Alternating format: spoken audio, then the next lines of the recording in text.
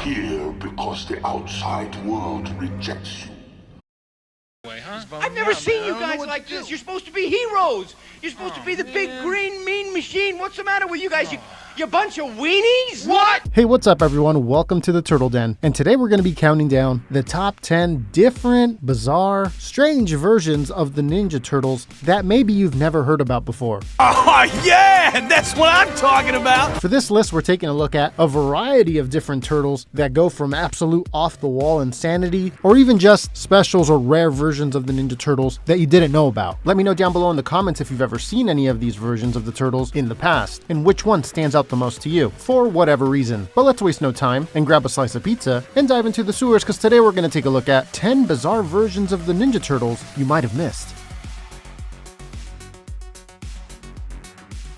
Mustard, eggplant, and bologna. Fa la la la la la la la la. Santa Claus will bring his reindeer. Fa la la la la la la la la. In the sewer, how will they get here? Fa la la la la la la la. Number 1. The Christmas Special. We Wish You a Turtle Christmas. This version of the Ninja Turtles was a 25-minute special that came out in 1994. In this rendition, that'll give you nightmares, the Turtles have forgotten to get Splinter a present on Christmas Eve. So the Turtles go up to the surface to get a gift before stores end up closing, all the while singing different Christmas songs. They get a gift, which is a framed pizza, and we get the legendary Rap song as they're wrapping the gift. At the end, Splinter receives the gift and closes out the special by performing a seemingly never-ending version of the 12 Days of Christmas that he's made up. I don't think anybody's going to be playing these Christmas songs around their Christmas tree this year, but then again, I could be wrong.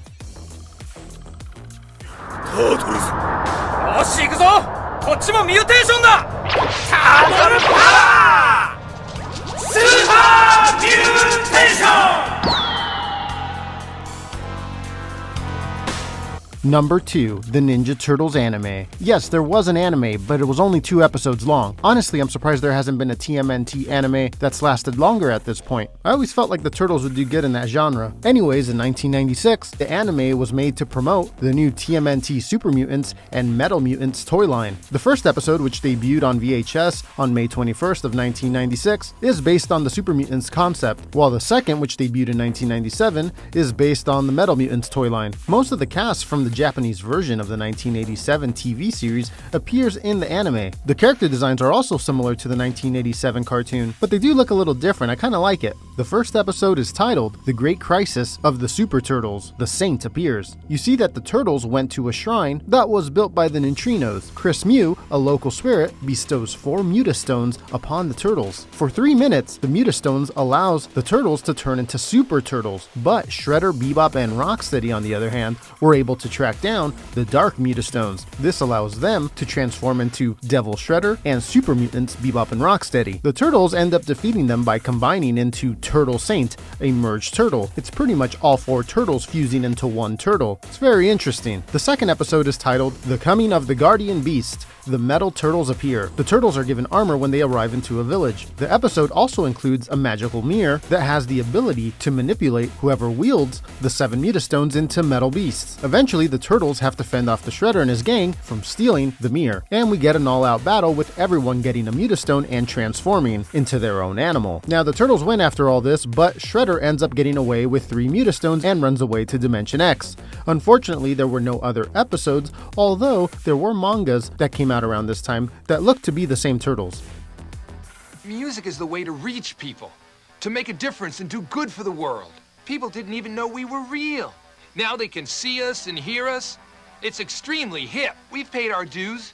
Now we're out of our shells and we're rockin'! Number 3. Oh, the Concert Turtles. The Coming Out of Their Shells tour was a live musical tour that came out in 1990. Pizza Hut supported and sponsored it. There was commercials for it and everything. The tour's very first performance was televised on pay-per-view. Later, a VHS of the performance and the soundtrack on cassette was made available to the public. The plot goes that the Ninja Turtles have planned to go around the world in order to perform songs for their fans. Some of the songs include, but are not limited to, Coming Out of Our Shells, Pizza Power, Skipping Stones, Walk Straight, and Tubin'. While the Turtles are having a good time singing and dancing for the crowds, Shredder decides to try and stop them. Shredder introduces his D-harmonic convergence converter with the assistance of Baxter Stockman. They will steal all the world's music with this technology. At first, the Turtles must withdraw and devise a plan to save everyone from Shredder's evil doing. And eventually they do, and they end up setting everything right again. This concert seemed to have a big promotional push as they appeared on Oprah, Live with Regis and Kathy Lee, and Larry King Live. There was even a making of the Coming Out of Our Shells VHS that was released, but it's kind of funny because the costumes in that look way different than the ones used on stage. In 1992, a smaller concert tour called the Getting Down in Your Town Tour grew out of this Coming Out of Their Shells tour, but it didn't seem to be as big or last as long.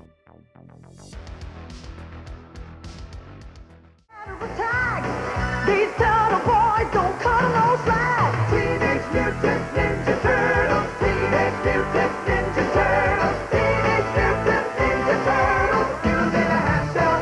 Cowabunga! Number 4. The Disney Turtles? Yes, there was a small period of time in the early 90s when Disney had the Turtles at their MGM park in Florida. They would perform a show on stage, similar to how we see Marvel do now at the parks, and they would hang out with fans and sign autographs afterwards. It is said that the Turtles would even roll around in a party wagon that looked like the one from the show. They would also do parades, one notable one being the Christmas one that was televised as they performed with Alan Thicke, the dad from Growing Pains. Probably one of the bigger things these Turtles seem to be involved in was a televised 4th of July spectacular special. You know what, looking back, I'm kind of surprised Disney never picked up the Turtles for a show or something. It seems like a franchise they would have gone after. Not sure how that would have turned out though. What do you guys think? Let me know down below in the comments. Pepperoni, macaroni, your mother's middle name, your middle name, mine is Antonia. Number 5. Turtle Tunes. Turtle Tunes is a 1994 direct-to-video 25-minute live-action VHS special. It's awful. Probably the worst Ninja Turtles content I've ever seen in my life. Okay. I said get back to work! Okay. The Turtles in this look pretty much exactly how they looked in the Christmas special. I'm almost certain it's the same costumes. In the story, April O'Neil scores the Ninja Turtles their own live-action show, and so the Turtles go and ask some children if they can help film some material in the park for their new videos. During the rest of the special, we pretty much just get old classic songs like I've Been Working on the Railroad and Yankee Doodle Dandy, but they're reworded for the things that the Turtles are doing, like skateboarding around a fountain. Honestly, this may be one of those it's so bad it's good deals. So if you're ever looking for a good laugh, this one might be a good one to look up. Cut! We'll just bury these in place of the loot. Can you imagine what will happen when some dim bulb archaeologist digs them up? Number 6. The Mystery of the Cliffs. The United States Bureau of Land Management commissioned the VHS film The Mystery of the Cliffs in 1992. It was designed to show children the concept of environmental responsibility and the need of protecting the country's natural resources. The Turtles in this special look a lot like the concert Turtles, but now they have the voices of the 1987 cartoon Turtles. In the story, on Master Splinter's request, the Turtles travel to the Arizona desert in hopes of learning some important lessons out there. Raphael becomes bored and goes away from his brothers as they set up camp. The Turtles are puzzled at where Raphael has gone once camp has been set up. Donatello notices a dwelling on a nearby cliff and assumes it's where his brother has gone. Inside the dwelling, the Turtles end up hearing a noise inside. The Turtles look through a hole in the wall and they come across a couple of foot ninja who are robbing the place of its valuables and have Raphael restrained. One of the ninjas ends up approaching Leonardo with a shovel as the Turtles bicker loudly about what their plan is going to be, and they all end up getting caught as well. However, as the Turtles are tied up, an apparent astral projection of what we believe is Splinter stops the foot in their tracks, and the Turtles are saved. Back at the campsite, Splinter arrives in person. Splinter claims that one of his ancestors lived there exactly 400 years ago, and that he goes there to connect with him on a regular basis. Donatello inquires as to why Splinter left so soon after assisting them earlier, and Splinter responds that it couldn't have been him, as he didn't do that. He had been traveling to get there, thus confirming that earlier that was not an astral projection of Splinter, but rather of Splinter's ancestor that lived there 400 years ago. Worry not, Jackson, my dude. Michelangelo-san. Tonight, you were totally boss, my turtles. Number 7. Nickelodeon's TMNT Summer Shorts. These shorts are a series of short animation projects that went up on YouTube. The majority of them aired in 2016 and 2017. Some of them are pretty great, and I feel like don't get enough attention. There's a few of these that I feel would have made cool animated series. In one, they try to blend in at a local high school. There's others where the turtles are mech robots, and the best one in my opinion is the one where they travel through different dimensions and time. There's a part at the end where the turtles look amazing and makes me wonder why haven't they done this yet for a series. A show like this would get a ton of support. What do you think? Shredder! The Scepter! Okay, now this is getting ridiculous. Got him!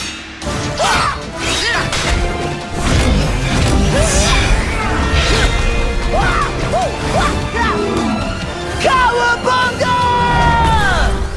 Radical dudes!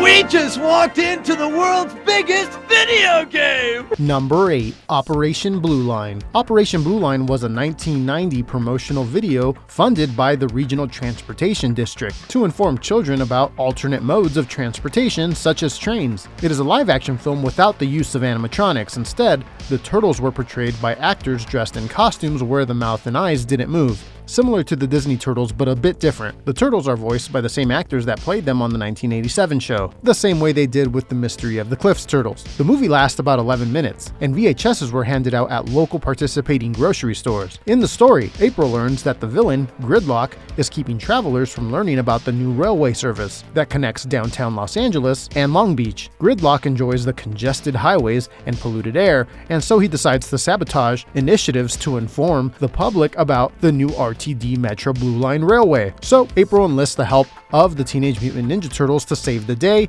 and spread the news about the new public transportation system. There's even a video press release that came out with this one, and you can see the Turtles meeting everyone, handing out VHS tapes. The white VHS box was the English version, the yellow one was the Spanish one. Number 9. The Green-Gray Sponge Suit Sushi Turtles. This was an official parody of the 1990 film Teenage Mutant Ninja Turtles. It was made by Mark Martin and released by Mirage Studios in 1990. It even says in the book, it's like the official parody of the Teenage Mutant Ninja Turtles, dude. At its core, it follows the movie. The Turtles meet April, the Splinter character gets caught by the bad guys, they go to the farmhouse, and they return to the city. But the way they present it is so off the wall. April's name is April May June. Instead of the Foot, there's this Bat Clan, a group of bad guys that go around dressed like someone named Bat Guy, pretty much Batman. And obviously the Turtles look completely bonkers. Then there's their master. His name is not Splinter though, it's Matchstick. And he looks an awful lot like Mickey Mouse. The Turtles are named Velveeta, Toyota, Viceroy, and Perrier. I see this version of the Turtles brought up every now and then, in different forums or on social media, and maybe you have too. Either way, now you know what it is. Do you like to party? Yeah! So do we! Number 10. Teenage Mutant Ninja Turtles live in New Zealand. Researching the Ninja Turtles throughout the years leads you to find some pretty interesting versions of the Turtles.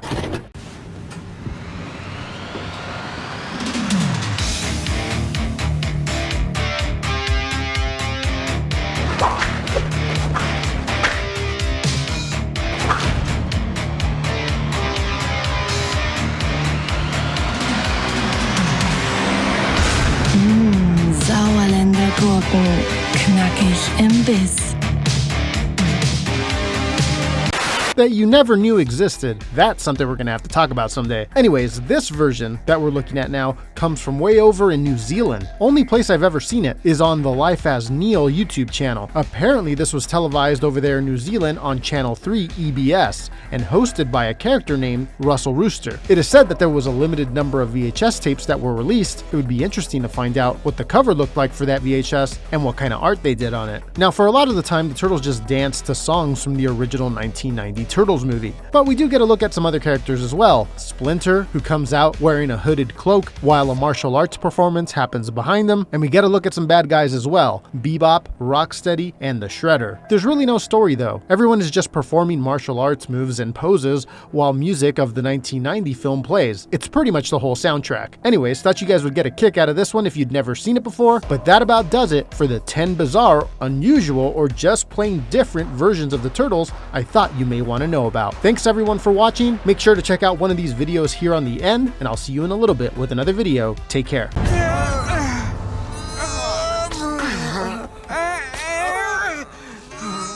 I'm going to bed. Armed